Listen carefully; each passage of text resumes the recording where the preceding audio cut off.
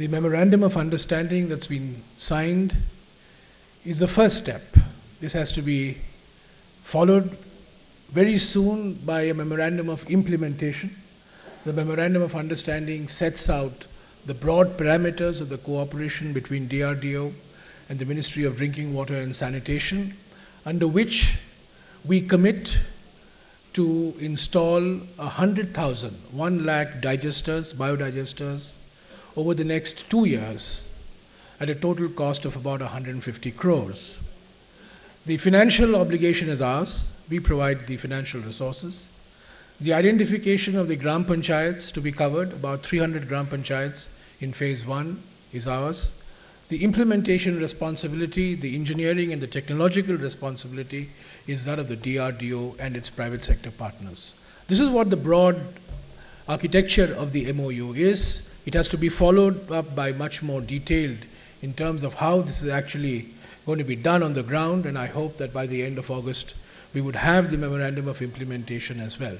But broadly, we're going to install 100,000 biodigesters in the next 2 years in about 300 Gram Panchayats to make 300 Gram Panchayats open defecation free. That's the broad objective. The total investment is about 150 crores, which will be the responsibility of the Ministry of Drinking Water and Sanitation. There's a very simple reason why we are doing this at 150 crores, and I must share this with you, because if it was 151 crores, we would require cabinet approval.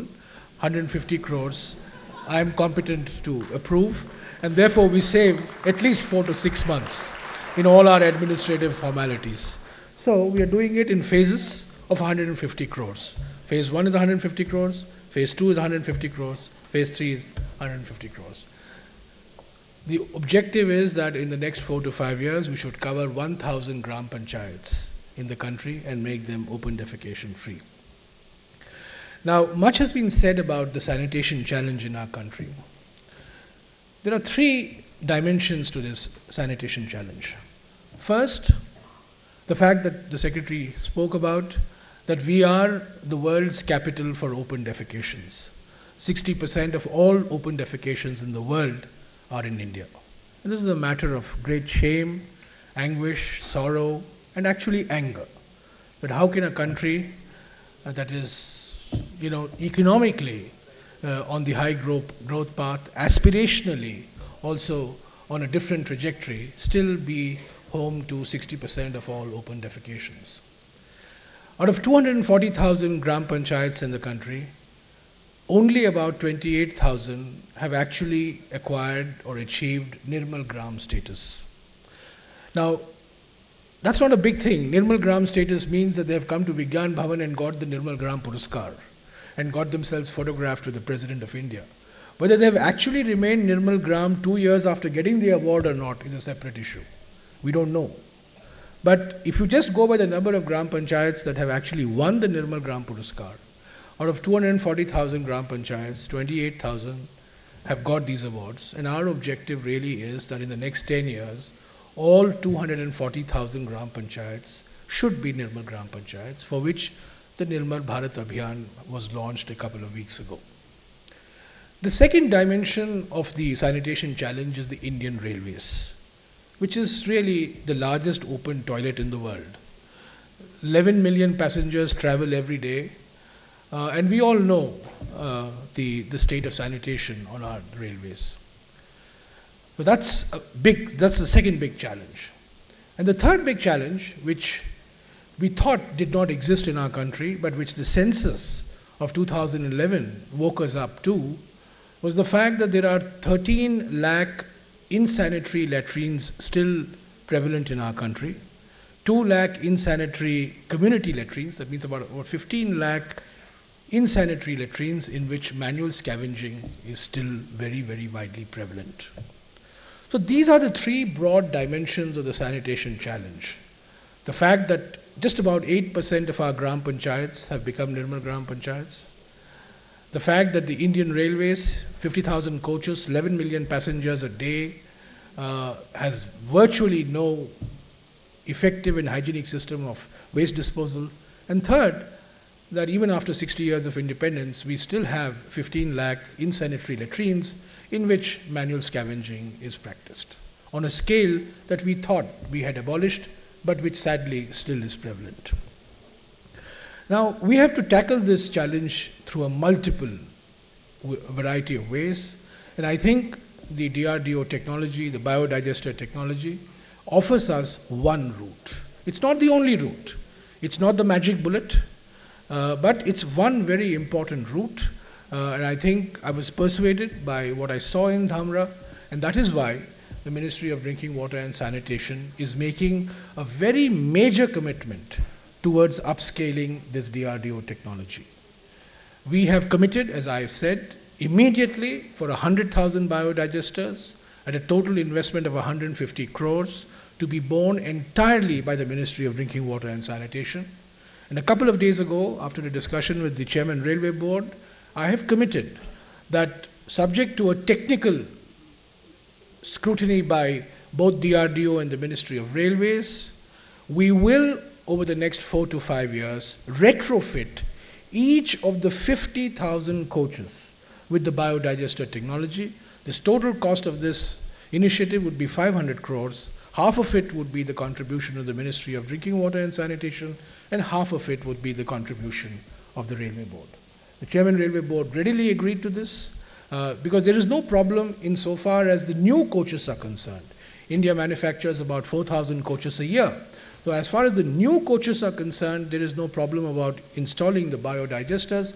The real issue is what do we do on the retrofitting, for which some innovative engineering solutions have to be found. I'm confident that we will find it, and I'm hopeful that by the end of the year, we would launch the retrofitting exercise with this 50-50 cost sharing between the railways and the Ministry of Drinking Water and Sanitation. So I think in 4 to 5 years' time, we would have made at least a very visible and appreciable impact insofar as the Indian railways are concerned. But over a longer time span of about 10 years, we would be addressing the problem of all the 240,000 Gram Panchayats. Now, it's not as if the sanitation scene is all negative. Sikkim has become India's first state to be open defecation free. And on November 1st this year, Raksha Mantri's home state of Kerala would become open defecation free. There are only 18 Gram Panchayats, 18 or 19 Gram Panchayats that are remaining in Kerala, and on November 1st this year, Kerala would be India's second state to be open defecation free. Next year, sometime in April or May, I expect Himachal Pradesh to be India's third state to be open defecation free, and sometime in March 2014, Haryana would be open defecation free. These would be the relatively easy states. Then, of course, the big challenge starts. I expect Maharashtra to be the next state. Already 1/3 of the Gram Panchayats in Maharashtra are open defecation free. So there is a big momentum in Maharashtra. And then there will be other states that would follow. But considering the magnitude of the challenge, particularly in states like Odisha, Jharkhand, Bihar, UP, Madhya Pradesh, Chhattisgarh, we have kept a time span of about 10 years, and I'm hopeful that by 10 years, we would be able to make India open defecation free. I congratulate the DRDO for the interest that they have taken, because I believe in our country, it is very important to maximize the developmental impacts of defense expenditure. Defense expenditure today in India is 1,93,000 crores. It's about 14% of central government expenditure. The expenditure on rural development, water supply and sanitation is 99,000 crores, just about half of what we spend on defense. And for installing 100,000 biodigesters, the total amount of money required is the cost of one Rafale fighter. So the amount of money that we are spending on defense, which is absolutely essential for external security, has to be looked at from the point of view of maximizing its developmental impact. And I think the spin-offs from DRDO is one way of maximizing these impacts. The biodigester initiative, the sea buckthorn initiative earlier, which Dr. Selvamurthy referred to, are pointers in this direction.